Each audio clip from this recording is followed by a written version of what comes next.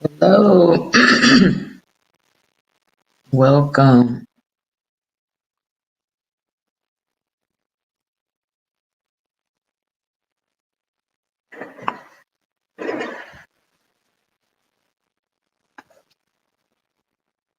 HR for the culture, thank you for joining the live. Trying to get everything coordinated and set up. Welcome to my clubhouse family here. This is the Be a CEO live show.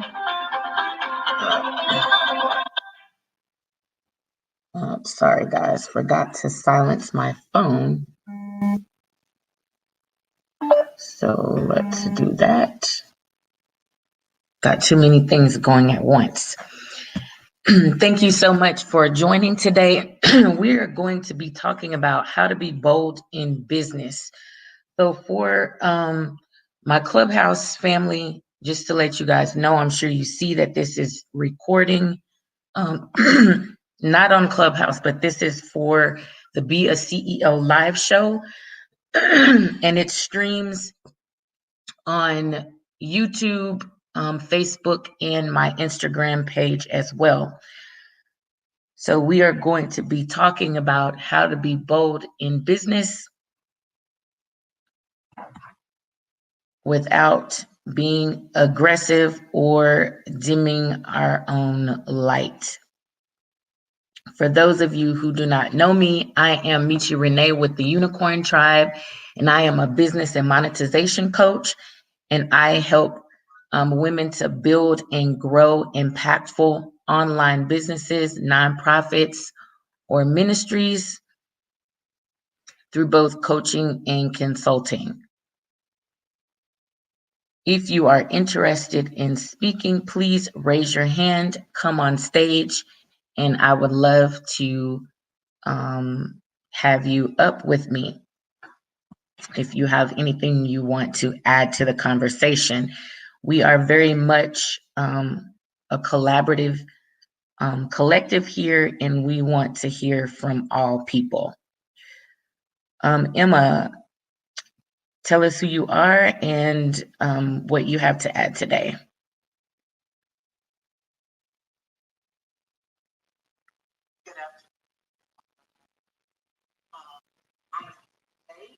Because I want to serve. I'm looking forward to our conversation and the boldness that some of our participants are going to be sharing. Just looking forward to the conversation and being able to add value where I can. So thanks and welcome everyone. And if you're not following Michi or myself, please do so.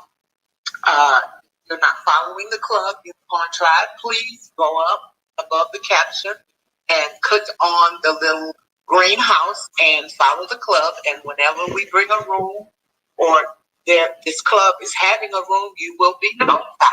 So thank you, welcome, and let's get to the conversation. I'm excited. Woo-hoo. Thank you so much for that, Emma. I greatly appreciate you coming on and speaking to us. Yeah, so let's get into it. I know sometimes boldness, I have heard people say oftentimes that women, especially when we are bold, sometimes we come across as aggressive, rude, or whatever other word they want to use.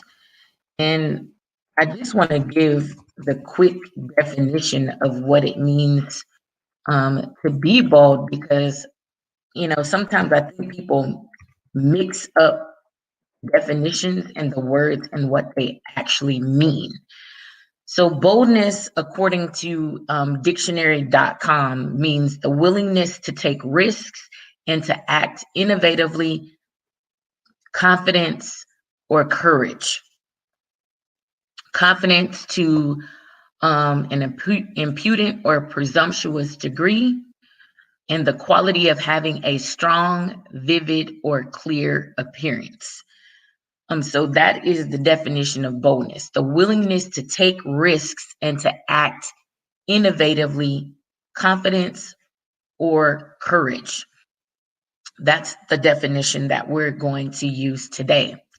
So if you look at that definition based on what the definition of being aggressive means, so we're going to look at that too.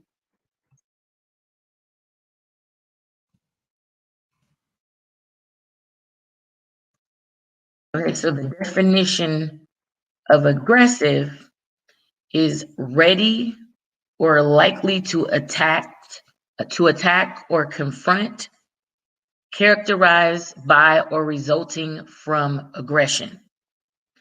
So as you can see, there is a huge difference in what boldness means and what aggressive means, but these words get used synonymously to characterize women who are in leadership positions, women who are direct, or whatever word they want to use to describe that.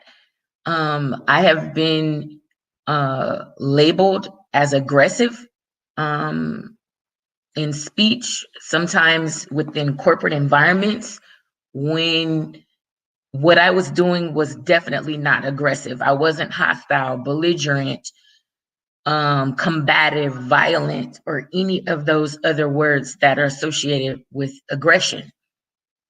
I was just being bold, willing to take risk, acting innovatively, displaying confidence, displaying courage, and it comes off not the right way. So I would be curious to hear your experiences, both Emma and Simone, working in the workplace, and how you being the definition of boldness has come across.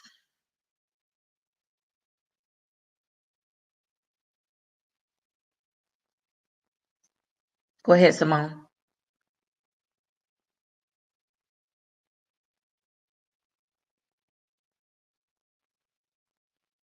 Well, I think she might be having a little technical difficulty, but I will say that, yes, I am an entrepreneur. I have been a consultant for a number of years, and in basically a male-predominated field, which is IT, because I started in IT in the 1980s.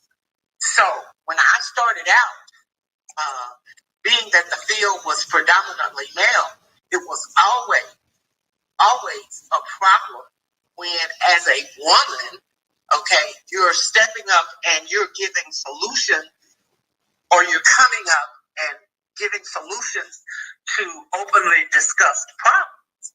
And if you were confident and if you were enthusiastic and passionate about what you were saying, it was always interpreted as aggression. And so a lot of times, like when you were just, there was nothing aggressive about what you were saying or anything aggressive about what you were doing. However, that's how it was interpreted by the people that were in the room. And of course, at that time, mostly males. So, yes, I do understand that. It can be very trying, because it makes it difficult when you're in situations, when you're in a room and there are C-suite executives there, and you are trying to be a contributor, and you are not looked at as a contributor. You're looked at as somebody who's a disruptor.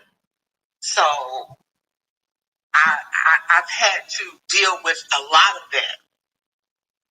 So my name is Emma, and I'm done speaking. Right. I can totally understand that. Simone, absolutely. We can schedule it again. So if you would schedule on the calendar on under the club, and we can do that. But I think there's an option on Instagram where you can select that you want to come on, and I can bring you on Instagram. So if you'll do that, I can definitely bring you onto the screen on Instagram since you're having difficulties on Clubhouse. So just let me know. But absolutely, I can totally relate to what you are saying, Emma. It is definitely, I, I don't know what the deal is with that as it relates to organizations, even ones that aren't male dominated. It's the same issue that we are seen as aggressive when we go to speak. But if the man says the same thing, it's not seen as aggression. It's just normal. And that is where I want to understand. And I wish we could get some men into the room. If you guys are following any men, ping them in, because I would definitely love to hear from the men to understand the logic and what their thoughts are, how we come across in those situations. So I definitely would want at a later date to do this again and maybe have some guys that could come live or be on the panel to really just understand how they see us. Because I think when we're passionate about something and we love something and we go hard in how we're communicating about it, because I know I can be like that. When I get passionate about something, I'm gung-ho. And maybe that's what they're picking up as aggression. Christina, Katrina, either of you have anything you want to add, please raise your hand, come on up. I want to have a dialogue about this so that I can really understand where we're getting mixed up in the lines between boldness and aggression, and why people feel as though we are doing those things.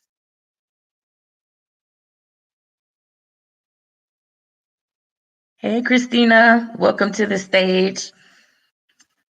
Hi, thanks for having me. So go ahead. What do you have to add to the conversation today? I'm curious to hear your opinions and your thoughts. So my thoughts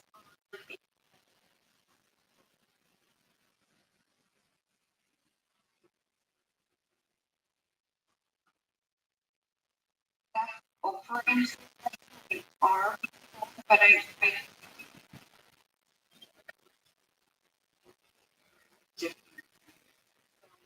for when I'm my scarcity. So when we're looking to be bold and courageous in our lives, businesses, I think we really have to take note of the mindset that we're approaching it in, because when we trust ourselves to be able to go out and do whatever we want to do, we're able to be bold the whole way instead of letting ourselves, that fear creep in and state where it's coming from a negative energy as opposed to a state of empowerment. So that's how I see it, both in the corporate world and in entrepreneurship. Yeah, that's a good way to look at it. I never thought about it from that aspect as it relates to the scarcity part and the fear part. I know for me personally, sometimes when I am aggressive, it's also comes from the fact that couple of things. Someone has violated my personal space. Someone is combative and coming toward me with an aggressive attitude, behavior, thought, speech, whatever it is that they're saying at that time or doing. And So it's almost like a negative response back to a negative response.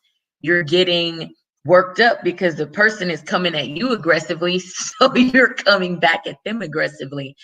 How have you guys dealt with that, or what has been your experience as it relates to that part of it?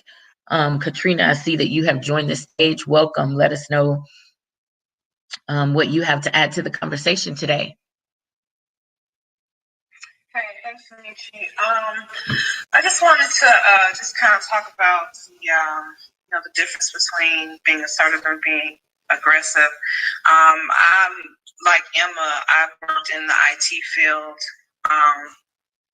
for my entire career when I was in corporate America. And one of my jobs, just to give you an example, one of my jobs, I worked as a technician where I was actually on site, wiring up circuits. I was in charge of running generators, and I was the only woman in my office, in an office full of men. And so what I learned was that in order to gain respect and just for them to even just kind of give you the time of day, you had to show them that you could do what they could do. And so once I kind of gained their trust and showed them that I could climb up on the roof and I could go down into sewers. I was driving around in a construction truck with a hard hat. So, I just had to kind of just show them that, look, I'm here doing the same work that you're doing. And I'm going to be right there with you so that they could respect me. So then when there were times when I had to be assertive, I actually didn't have any bad experiences. The men that I worked with were very respectful. And I think that's after I showed them that, I'm not here, just as a woman, but I'm here to actually, do the same work as you. So I think it's just a matter of just kind of gaining respect. And I really have not had any negative experiences in that aspect. I was just speaking. Go ahead, Emma. Yes, I would like to chime in a little bit on what you're saying, Katrina. I believe that what you're saying is definitely true. I know it took me some time, and it took a lot of being around different individuals that I was working with. And even after I had been around some of those, my close coworkers for some time, when we would be in C-suite meetings and we would be discussing, problems and just brainstorming and talking about solutions.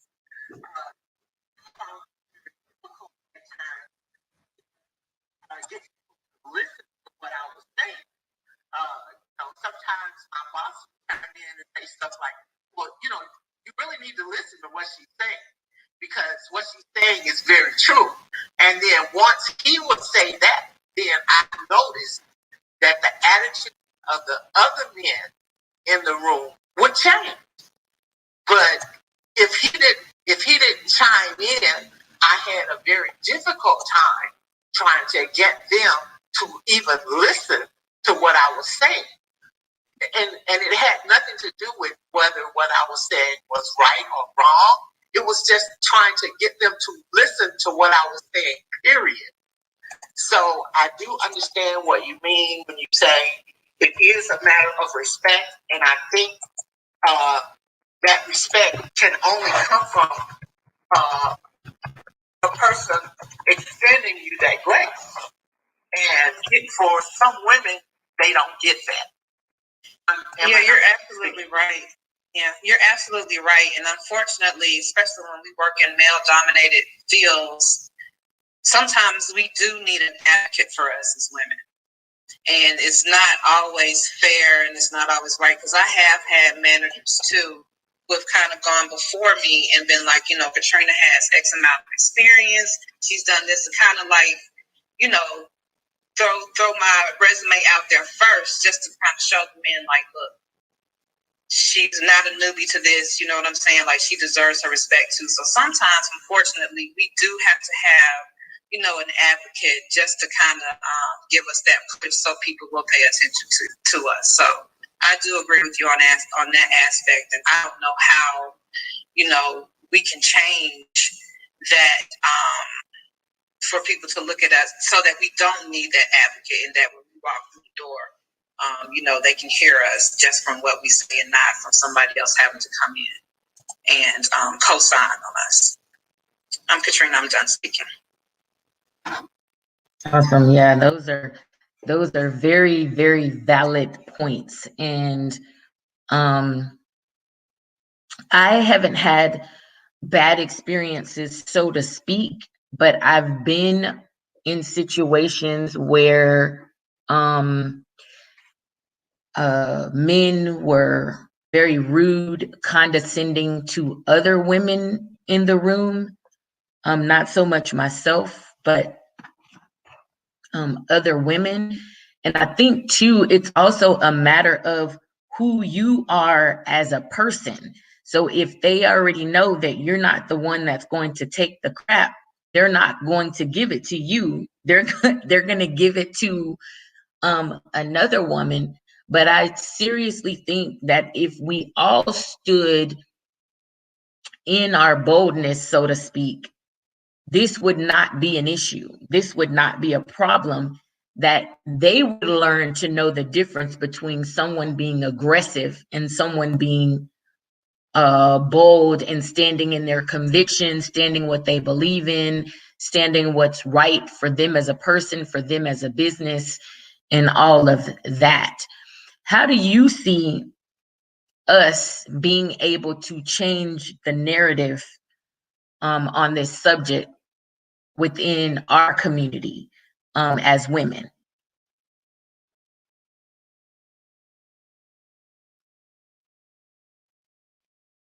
Emma, Christina, Katrina, any of the other ladies in the audience? Well, I think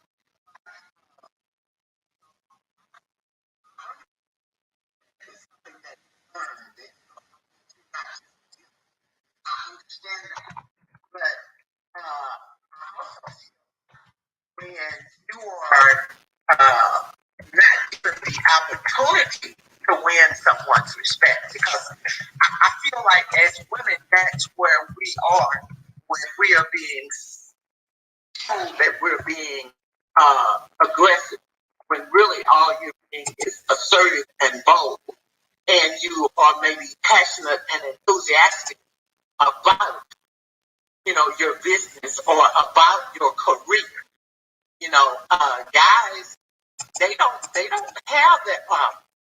You know, they don't have the problem of, okay, well, I'm going in this room and nobody is going to take me seriously. You know, Right. or nobody is going to extend me enough grace to even listen to what I say. Most men don't face that, but we as women do. So, in my mind, what I have to do is I can't go in and be timid, because if I be timid, you know, they're just going to beat me back even further, if Right. that makes sense what I'm saying.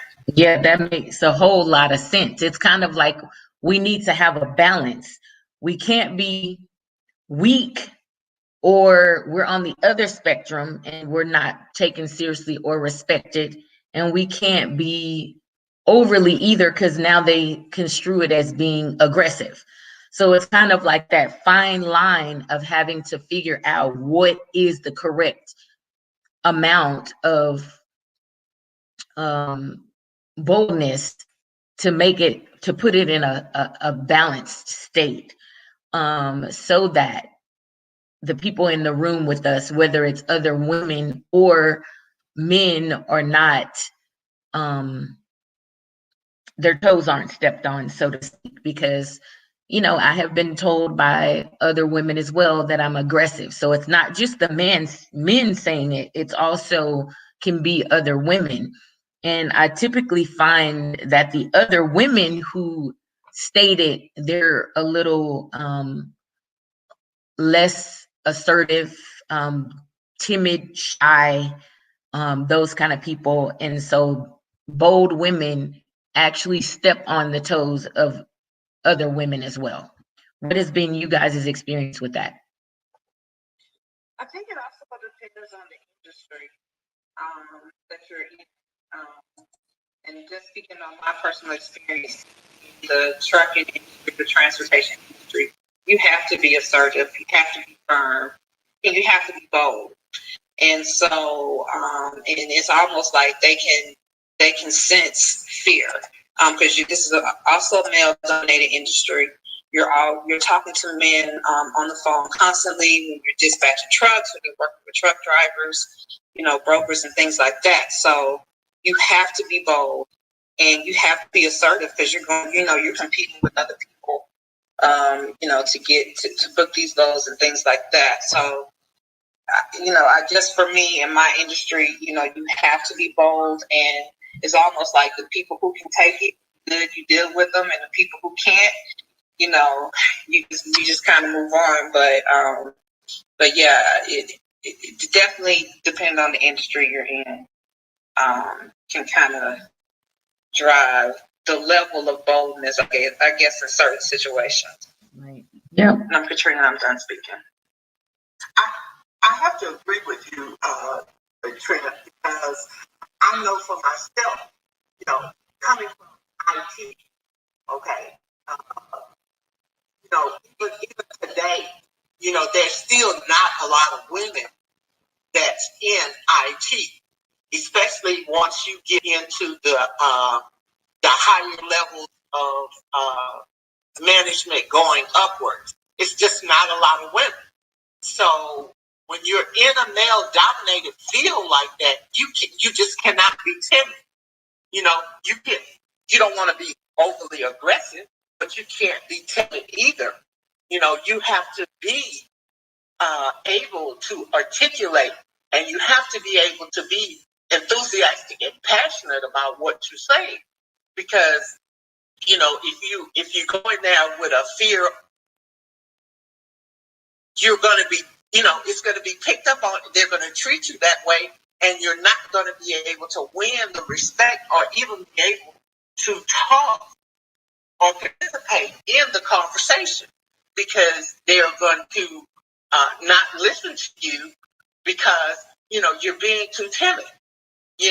So I do understand it is walking a fine line, but I don't know how, as women, we would be able to do that without being passionate, without being.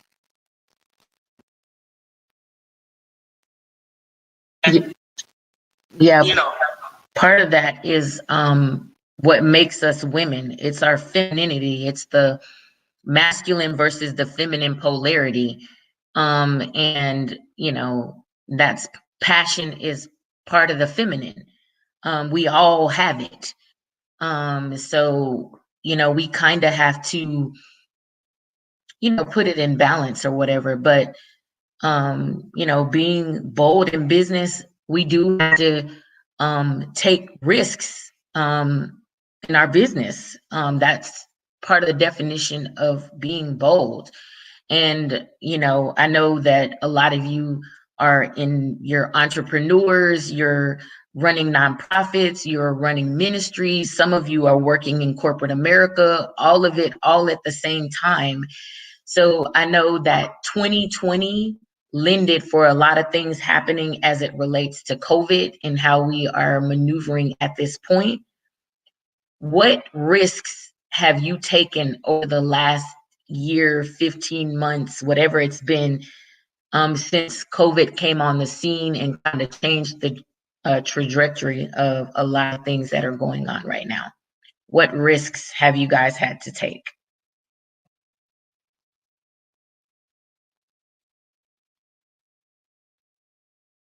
Well, I know for our nonprofit organization, we had to pivot completely in person to trying to do things virtually.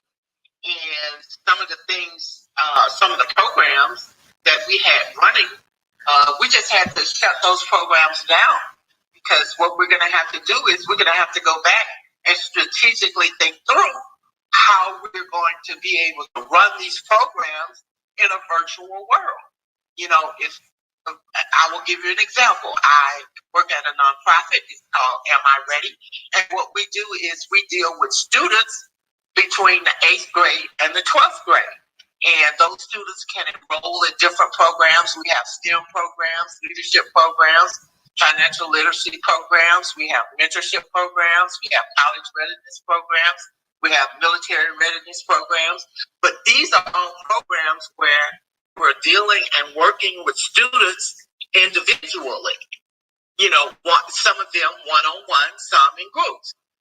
So now, because of COVID, since you can't meet with people, you know, one-on-one like that, we've had to pivot. We had to close down a lot of our programs and rethink them and put them in a virtual world where we weren't doing that before. And so it's been very difficult. It's difficult because we was getting our funding through Title 20 anyway. To make a long story short, we lost our funding because if the school is not open and you're not dealing with students from that aspect, you're not able to gain funding that way. So we lost our funding. So we just had to really rethink how we're going to be able to serve our clients. And it has not been easy, but we have been able to bring a couple of our programs back online. We actually have the financial literacy program back online, and we have our mentorship program back online. So we still have to work through the other programs, but we're making progress each and every day in a digital world. My name is Emma, and I'm done speaking. Awesome. Thank you so much. Christina or Katrina, how have you guys had to pivot?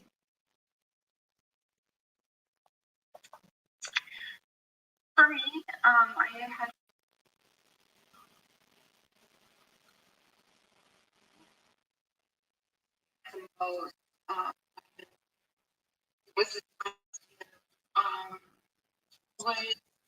I was ready to launch a mastermind, and I decided to pull back just because there were so many unknowns, and I didn't want to be in a state of reaction. And so that's what I did. And it was more just, like guiding my community to be very mindful of how we were reacting, because in the entrepreneurial space a year ago, there were all of these like reactions to, okay, I need to take a step towards creating small offers and lowering my prices, and it was a lot of fear and unknown. But now, looking back, it's very clear that, when you put yourself in that mindset of, okay, let's just see what's really going on. How am I going to choose to respond to this? That's the biggest lesson I've learned. And since then, my business has really flourished because of it. But I know it's been a very interesting year for a lot of different people to navigate. So I can definitely, understand how pivoting into the online space would be very overwhelming if that's not the space that you were in prior to last year. So I'm Christina, I'm done speaking. Yeah, absolutely. Thank you, Christina. Yeah, I've had to make some bold moves in my business and in my nonprofit and in my ministry last year and coming into this year. Just changing things up, being courageous and confident in some of the decisions that I was making, stepping away from my corporate job, hearing God's voice telling me I'm not going back. When, the original was we were just on a furlough, and before my HR company could even call me to bring me back, God had already instructed me, you're not going back. When they call you, they're going to lay you off. So he had already prepared me. Not to mention that's like coming into 2020, from like December of 2019, I was already making a shift. I was already making a change. Didn't even know that COVID was coming and would change it even more. So, I had already started telling my family, my friends, like, as of 1/1/2021, I'm firing my employer and I'm going to work full time in my business, but God fired them first. So yeah, it's really taken some courage. It's really taken some initiative. Like, the whole definition of what bold means is what I've experienced all throughout 2020 and coming into this year. Boldness is the opposite of being fearful. Bold implies a willingness to get things done despite risks. Boldness is a property that can only that certain individuals, not everybody displays boldness or has it. You know, acting innovatively, having confidence. Like, boldness is what I've been exuding since March of last year. If I never had it before, I definitely have it now. Not aggression, not assertiveness, but boldness by its true definition. So do you ladies have anything else to add? Anyone in the audience, Diana, Deborah, either of you want to come up? You have anything to say or add?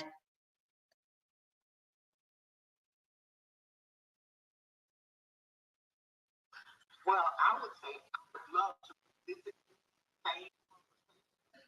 and when we do have some males, just to hear from the male perspective how and what we see when we are in, those roles as being bold and courageous. To understand really how they are seeing that as aggression, because I don't see how they're making that distinction of being someone being a bold or assertive as aggressive. But I'm seeing it from a female point of view.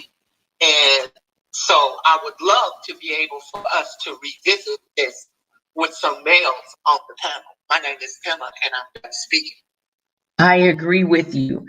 So Emma, Christina, Katrina, Deborah, any of you ladies, anyone on Facebook, on Instagram, on YouTube, if anyone has men that want to be a part of this conversation, we ladies are trying to learn. We're trying to see what you guys see so we can be better and do better if we are doing something that really is making it seem as though we're trying to be aggressive.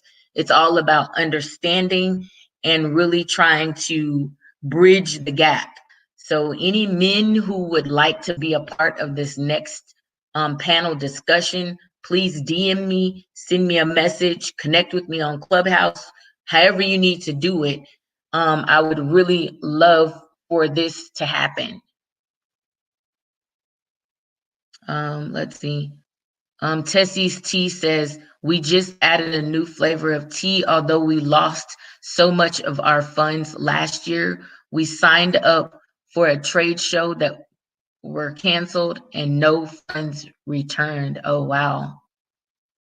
Wow. I can only imagine that, especially when you're a newer company. That's not good that they canceled the event and did not give back your money. Wow.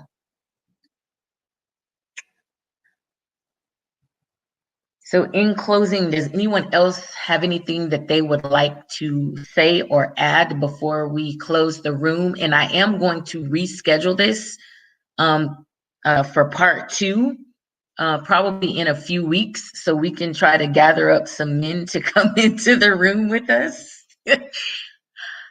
So Christina, Emma, Deborah, anyone have anything else they want to say or add? I just want to add just a little bit. I came in late, but I like what you said that, you know, instead of you firing your boss, I believe, you know, that God before you. So, but I do realize that we have to be bold and be courageous, because when we have ideas and goals and things that we want to achieve, and we don't take that step and try to make it happen, you know, be assertive about it, no one else is going to do it for us. Right. Absolutely. Thank you, Deborah. Emma or Christina, you guys have any last remarks before we close the room? Yes, I have loved this conversation. I think everyone has learned something, dropped some little nuggets.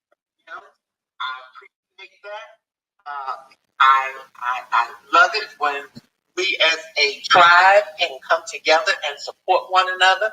So thank you, ladies, for coming. I appreciate it. Have a great day. My name is Emma. I'm done speaking.